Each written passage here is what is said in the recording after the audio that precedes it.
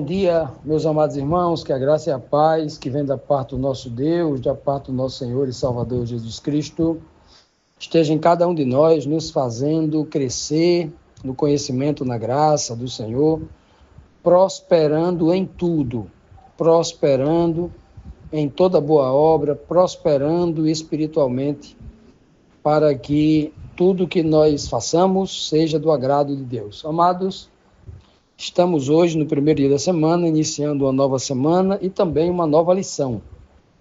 A lição desta semana, que a gente vai explorar todo o tema desta semana no capítulo 9 de Romanos, dando continuidade, parte da lição da semana passada. Essa semana o título da lição é Os Propósitos de Deus. No verso síntese desta semana, que se encontra no versículo 11, do capítulo 9 de Romanos, diz assim: Todavia, antes que os gêmeos nascessem, ou fizessem qualquer coisa boa ou má, a fim de que o propósito de Deus, conforme a eleição, permanecesse. Então, veja que nesse versículo 11, obviamente esse verso isolado, ele não tem sentido, né? Ele precisa das informações anteriores e das informações posteriores, mas esse verso aqui, o 11, está falando bem claro para a gente que tudo o que acontece para o bem, para a salvação, com o povo de uma aliança que ele fez, todas as coisas precisam acontecer dentro de um propósito, dentro de um plano desenhado por Deus, onde o povo, que não é onisciente, que não sabe do futuro, precisa entregar sua vida completamente nas mãos de Deus e confiar nele. Então, Deus tem um propósito, e esse propósito é o melhor para cada um dos seus filhos. Portanto, nesse contexto aqui, do capítulo 9, só recapitulando, desde o versículo 1 que Paulo vem dizendo que ele tem uma grande tristeza, uma grande angústia, uma permanente angústia no seu coração, que era para com o seu próprio povo, seu povo natural, o povo judeu, da sua própria, que ele chama própria raça, né, a própria nação, própria etnia. Ele tinha uma grande tristeza, porque o povo judeu religioso, ortodoxo, ele não enxergava em Jesus o Messias, e pior que tudo, eles estavam muito presos às tradições, aos costumes, aos rituais vazios, que se tornaram vazios porque o original chegou, muito daquilo, né, previsto no Antigo Testamento estava se cumprindo em Cristo, e eles não conseguiam enxergar. Queriam continuar na mesmice, no atraso, naquela visão rudimentar. Depois que uma luz gigante brilhou nos seus olhos, eles preferiam continuar naquela mesma vida de escuridão. Não queriam avançar naquela iluminação, naquela revelação da verdade. E Paulo tem uma grande tristeza, né? E nesse contexto ainda ele continua dizendo que Deus, né, faz um milagre através de Abraão e Sara, e a promessa todinha não está vinculada na carne, porque se fosse na carne, Deus não precisaria intervir com o Espírito para gerar um filho em Sara. Ele bastava dar saúde a Abraão. Era filho de Abraão, se fosse da carne. Abraão mesmo Sara não era estéril, Abraão teria gerado um filho em Sara antes do tempo, né? Não teria que esperar 25 anos, não é mesmo? Então não é da carne. Então ele está dizendo a Isaac, ele vai lá no livro de Gênesis, vai chamar Isaac de unigênito. Então Isaac não é unigênito. Unigênito é um título que só cabe a Cristo, o Filho. Não cabe a Isaac. Que Isaac poderia até, no sentido espiritual, ser primogênito, no sentido espiritual, porque primogênito carnal mesmo era Ismael, que nasceu antes dele. Primeiro, primogênito, primogênito, né? Então, Isaac poderia até ser primogênito no sentido espiritual, de escolha. Mas, quando ele diz unigênito, ele agora aponta diretamente para Cristo. Ele é uma tipologia de Cristo. Esta palavra unigênito só cabe a Isaac no sentido de tipológico. Em hipótese alguma, o título unigênito cabe a Isaac. Só quando ele é um tipo de Cristo, tá bom? Deixar isso bem claro aqui. Então, o texto aqui do capítulo 9 de Romanos, quando ele chega aqui no versículo 11, que ele vai dizer assim, olha, antes que os gêmeos... Que gêmeos? Os filhos de Isaac, que é a descendência dessa aliança, dessa promessa, né? Disse antes que os gêmeos nascessem, né? Antes que ele viesse ao mundo e começasse a andar, começasse a falar, começasse a fazer qualquer coisa boa ou qualquer coisa má, fizesse qualquer coisa, a fim de cumprir, né, o propósito na vida dele, né, conforme a eleição. Por que eleição? Porque o Senhor vai eleger, segundo a análise dele do coração de Jacó, o mais novo, como primogênito, como a linhagem, entre aspas, do unigênito Isaac. Já Esaú, que era o irmão mais velho, primogênito da carne, o primogênito da carne não tem nenhum valor para Deus. Nenhum valor tem. O que vale para Deus é o primogênito no espírito, o que ele escolhe no espírito.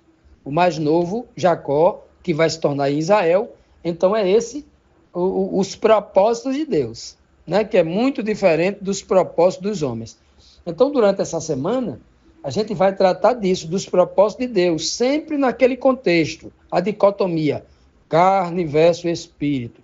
Sempre Paulo dizendo assim, judeu, meu povo judeu, não se vanglorie porque vocês têm o DNA, no seu sangue, o DNA de Abraão. Não se achem superiores porque vocês são da descendência direta de Abraão, Isaac e Jacó, ou da descendência de Judá, dos judeus. Não pense nisso não, o importante mesmo é o Espírito. O tempo todo Paulo vai estar dizendo isso, né? Vai estar transmitindo essa mensagem. E aqui no capítulo 9, ele começa usando esta base para nos transmitir ensinamentos espirituais superiores que a gente vai em busca dele durante toda essa semana. Continuando, meus amados, vamos aqui para a primeira pergunta. A primeira pergunta traz aqui o seguinte questionamento. Isaac é fruto e filho da carne ou fruto e filho da promessa? Da promessa, ou seja, no espírito. Vamos perguntar aqui o próprio Paulo, no livro de Romanos, capítulo 9, versículo 9, que diz assim: pois foi assim que a promessa foi feita. Assim como, 2 pontos, ele vai dizer agora. No tempo devido virei novamente e Sara terá um filho. Veja que coisa impressionante aqui o texto. Aqui eram 3 representantes de Deus, né? Estavam ali, uma pessoa que Abraão chama de Senhor, e mais 2 acompanhantes, né? Um Elohim, um representante de Deus, ali, com 2 acompanhantes, como se fossem 2 guarda-costas, como se fossem 2 anjos acompanhando ali. E esse Senhor, que Abraão se dirige a ele como Senhor, né, como superior a ele, Abraão se colocando na posição de servo dele, vai dizer: Abraão, no próximo ano, daqui a 1 ano exatamente, eu virei e Sara terá um filho. Veja só, meus irmãos, por que esse Senhor, por que esse enviado de Yahvé não diz assim para Abraão: Abraão, você vai ter um filho? Ele fala: Sara vai ter um filho. Por que ele diz que é Sara que vai ter um filho e não Abraão vai ter um filho? E esse filho pertence a Abraão. É o filho da promessa, o filho prometido a Abraão. O filho prometido a Abraão para a humanidade, né? Obviamente, no sentido mais profundo, não era Isaac, era Jesus. Mas ele está falando ali literalmente de Isaac. Por que ele fala Sara terá um filho? Justamente porque a mensagem aqui, um filho da promessa, ele só pode ser atendido por Deus. Porque as promessas vêm de Deus e são promessas espirituais. É por isso que o livro de Hebreus vai dizer claramente, acho que o livro de Tiago também, se me falha a memória, vai dizer, o livro de Hebreus, por exemplo, vai dizer que desceu sobre Sara a virtude do Espírito Santo para que ela pudesse conceber. O mesmo termo usado lá na concepção de Jesus e Maria. Maria foi cheia da virtude do Espírito Santo para que Jesus fosse gerada no seu ventre. Até para que Isaac, que tem o título de filho da promessa, o título filho da promessa cabe mais a Jesus do que a Isaac. Quando Isaac recebe o nome de filho, o título de filho da promessa, ele se torna no mais perfeito tipo de Cristo, né? Isaac. Por isso que Paulo está exaltando aqui no capítulo 9, mostrando claramente que em Isaac, toda a aliança, toda a promessa é concretizada. A aliança de Deus com a humanidade, o plano da redenção de Deus para salvar a humanidade, ela só se concretiza de fato quando Jesus nasce aqui, quando Jesus é ungido e quando Jesus morre e ressuscita. Aí é concretizado mesmo, né? É por isso que quando o Senhor chama Abraão, se você ler com cuidado lá o texto do capítulo 12 de Gênesis, o Senhor vai dizer: Abraão, em ti, todas as tribos da terra serão abençoadas. Ele não diz: Abraão, você vai abençoar as tribos da terra. Ele não diz isso, não. Só quem lê errado entende assim. Ele está dizendo: em ti, dentro de você, tem um DNA, tem um sêmen, que você vai gerar, olha só, no espírito, na fé, em você vai ser gerado alguém, e esse alguém é quem vai abençoar toda a terra. Abraão abençoou toda a terra ou foi Jesus que abençoou toda a terra? Abraão conseguiu abençoar algumas pessoas que estavam ao lado dele durante o tempo de vida dele, mas Cristo não. Jesus Cristo abençoou toda a terra, porque com a sua morte e ressurreição, ele abençoa todas as pessoas que vêm antes dele e que vêm depois. A terra inteira é abençoada por Cristo. Isso é tão importante nós entendermos essa verdade, né? Essa ligação, porque tem gente que lê muito o Novo Testamento e se esquece que a estrutura dessa verdade está toda no Velho. É importante que eu entenda a partir de lá. Porque senão, por que Paulo está usando aqui a escritura do Antigo Testamento aqui no capítulo 9? Ora, se o Velho Testamento passou, não vale de nada, Paulo está justamente mostrando que isso é real, que isso é validado, que está presente. Ele está agora interpretando esses tipos que tinha no Antigo Testamento e que estão agora sendo compreendidos em Cristo, na pessoa de Cristo, no Evangelho trazido, na graça de Deus revelada através de Cristo. É tudo isso que ele está tentando revelar, né? Alguns dizem assim: não, o Velho Testamento passou, não serve mais de nada, tá? Ora, como é que você vai compreender a palavra de Deus se não começar por lá?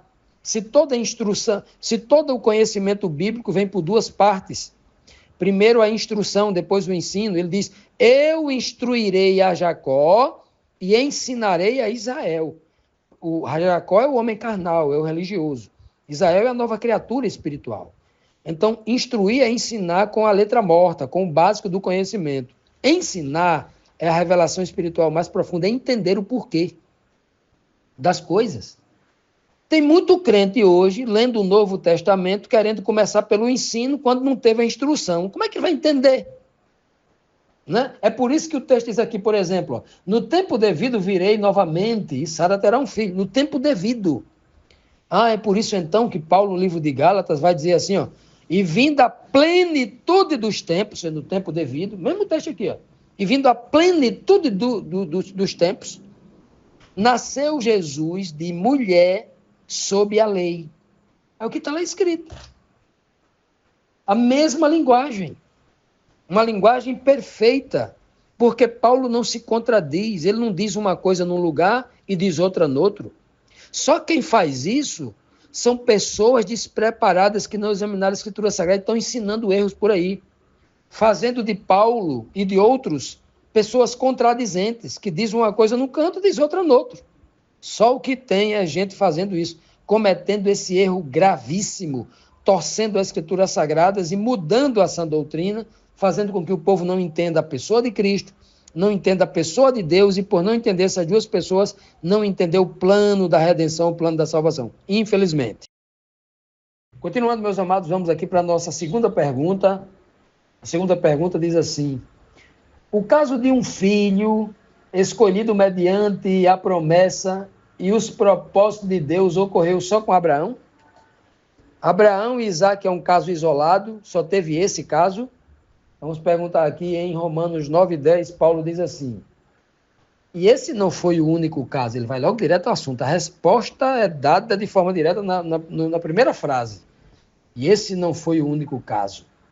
Também os filhos de Rebeca tiveram um mesmo pai, o nosso pai Isaac. Primeiro ele fala de Abraão, que Sara era estéril, e teve Isaac, o filho da promessa, por um milagre do Espírito de Deus. Da mesma forma, Rebeca, a esposa de Isaac, que também era estéril, e só teve filho por um milagre de Deus. Então, veja que Deus precisou intervir pelo poder do seu Santo Espírito para que Rebeca tivesse também filhos. né? E esses dois filhos, Isaac, né? Dentre eles estava Jacó, que Jacó ali é o escolhido, mas depois já de nascido, né? Ele é escolhido por Deus e Deus muda o seu nome de Jacó, que significa calcanhar, né? O termo Akev, Akov, né? Significa calcanhar, que se parece muito com o termo Akev, são as mesmas letras no hebraico, que significa enganador. Então muita gente confunde o nome Jacó com enganador, quando não é. Jacó quer dizer calcanhar. A Bíblia diz que ele recebeu esse nome porque ele nasceu agarrado no calcanhar do seu irmão Esaú. Saiu por último, agarrado no calcanhar. Então ele recebe esse nome, calcanhar, né? Agora, as mesmas palavras, as mesmas letras que se escreve o nome Jacó, é as mesmas letras que se escreve o nome enganador. Ok? A mesma letra que escreve o nome calcanhar é as mesmas letras que escreve o nome enganador. Assim, por exemplo, como no português, a gente tem a palavra manga. Manga. Manga é o quê? Manga pode ser uma fruta, manga pode ser uma parte do tecido de uma camiseta, de uma camisa, né? Manga pode ser um utensílio para um lampião que vai acender a luz lá. Então, manga pode ser uma peça de um carro, né? Então, tem muitos sentidos. Então, é desse mesmo jeito, né? Muita gente não consegue entender às vezes. Então, Jacó quer dizer calcanhar, ok? E Deus muda o nome dele para... Calcanhar era a tipologia do velho homem, né? Até porque Deus disse que não colocou ninguém como calcanhar, ou por cauda, mas por cabeça. Os escolhidos, os eleitos, foram chamados para ser cabeça, e não cauda, que é o equivalente a calcanhar, né? Olha que coisa perfeita. E então, quando Deus muda o nome de Jacó para Israel, aquele que lutou com Elohim, El de Elohim, Israel de Elohim, aquele que luta com Deus, né? Na tradução pobre que nós temos, né? Aquele que lutou com Elohim, aquele que perseverou nos testes e na força de Elohim, não abandonou Elohim. É esse o sentido, né? Lutar aqui na nossa língua portuguesa é trocar soco, bufete, querendo matar, querendo atingir o outro, querendo machucar, não. Não é esse tipo de luta. Lutar aqui é perseverar. Diante da prova e diante da força de Elohim, ele perseverou ali, não desistiu. Por isso que ele vai dizer, você lutou primeiro com os homens, lutou com Labão, lutou com seu pai, lutou com Esaú, né? Lutou agora com Elohim, lutou com Deus e com os homens e perseverou. Então, Elohim, primeiro você luta com os homens. Você tem que vencer primeiro a parte carnal, depois você entra na parte espiritual. Primeiro você é instruído, depois você é ensinado. Primeiro você mata o velho homem, depois você entra para o homem espiritual. Então sempre é assim, primeiro vem a parte física, depois a parte espiritual. Primeiro vem as coisas do homem exterior, depois vem o homem interior, né? Olha que coisa maravilhosa, nós temos essa sequência, em tudo que a gente vê na Bíblia tem essa sequência clara e absoluta. E ele recebe o nome de Israel, né? Agora, quando o texto diz aqui que o caso de Isaac não foi o único caso, ora, claro que não foi, houveram outros casos ainda. E Samuel, filho de Ana, que não podia ter filho, e o Senhor atendeu, fazendo um milagre nela. E Sansão, que a sua esposa também era estéril, a esposa de Manoá, o pai de Sansão, que foi intervenção do Espírito Santo, e ele nasceu também, não é? Vejam que todas essas pessoas são escolhidos de Deus, foram juízes, foram profetas, pessoas que Deus usou como tipologia do seu filho, sempre com muita riqueza de detalhes. Portanto, nós temos muitas tipologias nas Escrituras Sagradas, apontando para essa forma que Deus tem de se comunicar com a humanidade, mostrando na vida das pessoas, dos seus escolhidos, dos seus eleitos, o que ele iria cumprir com as suas promessas lá no futuro, quando Cristo, né? Cristo concentra todas essas tipologias, né? Os tipos que havia em Noé, em Abel, em Noé, em Abraão, em Isaac, em Jacó, em José, em Moisés, né? Em Davi, em Salomão, em Sansão, em Gideão, em Josué. São tantos tipos, esses tipos convergem todos para Cristo. Cada um desses homens escolhidos, nós encontramos neles um tipo de Cristo, um prenúncio, né, de qualidades ou de virtudes que iriam apontar, que iriam completar esse Cristo completo, perfeito. Em José nós encontramos alguns tipos, muitos, né, são 85 tipologias que a gente encontra em José. Encontramos algumas tipologias em Moisés, encontramos outras em Davi, mas em Cristo é o completo.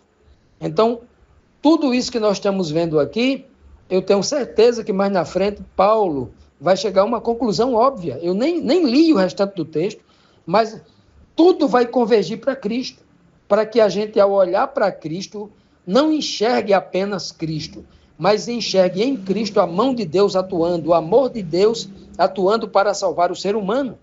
Porque não há como você chegar a Deus, compreender Deus, entender Deus, se não for através da pessoa de Cristo. Ele foi bem claro, ninguém vem ao Pai, o Pai estava nele, né? Ninguém vem ao Pai senão por mim, ou ninguém vai ao Pai senão por mim, porque é somente através de Cristo.